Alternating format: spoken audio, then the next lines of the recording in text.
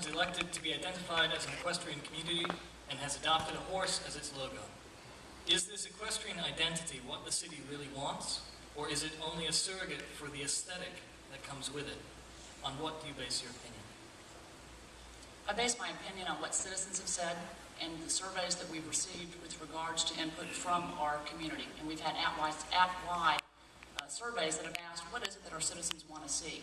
And whether you live in a more urban area, such as Highway 9, or whether you live in a more evolving urban area, such as Crabapple, or perhaps on the internal areas of Milton, folks are benefiting from that equestrian component. They're benefiting because home values are higher than what we've seen in the rest of the state or the region. And so that equestrian flavor, that equestrian component is important regardless of whether you ride a horse or whether or not you feed a horse, or if you just enjoy driving by and seeing that vista. When you look at how our homes are marketed, we have a lot of folks in the audience that are part of that real estate environment. They're marketed because we're a unique environment. We're a unique environment, whether you live in Crooked Creek and drive by as you're going internally to the community. We're unique whether you live in Avonsong and drive, again, across areas that include those equestrian components. We're unique if you're in Crabapple and live in a way that takes you up to some of our schools in the interior of Milton. And that equestrian component, again, is something that drives home values. It drives the uniqueness. It allows people to view us differently. We're a draw for the entire region. We bring businesses along the Windward Corridor because we're an area that folks want to live.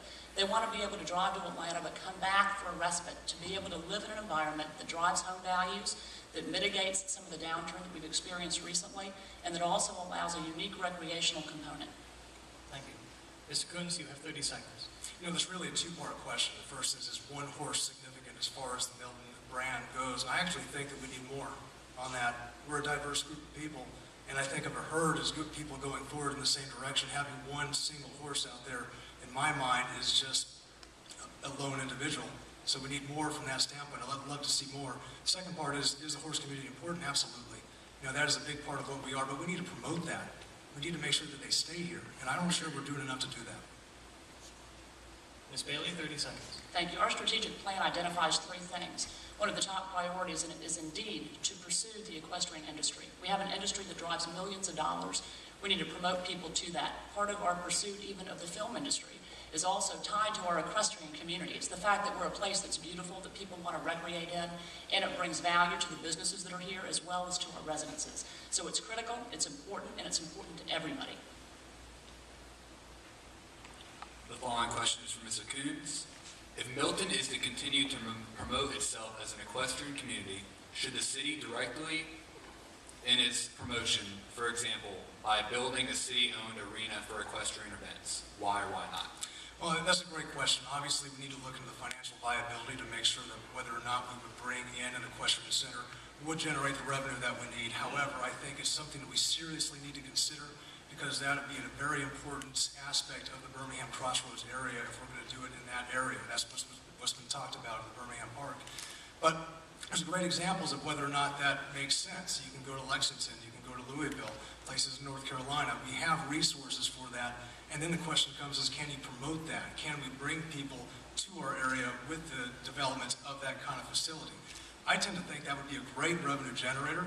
Off the top of my head, I haven't looked at the numbers to see if it makes sense. The real question I have is whether or not it makes sense for the taxpayers as a whole to pay for the whole thing. Does it make sense for someone in Crooked Creek to pay for the equestrian facility over in Birmingham Park?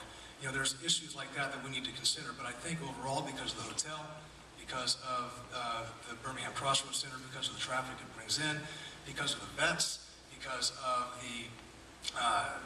of the tourism, and especially if we develop our downtown Crabapple area as well as Highway 9, I think we have a great case to be made to bring revenues into our community using that aspect from the facility of an equestrian center.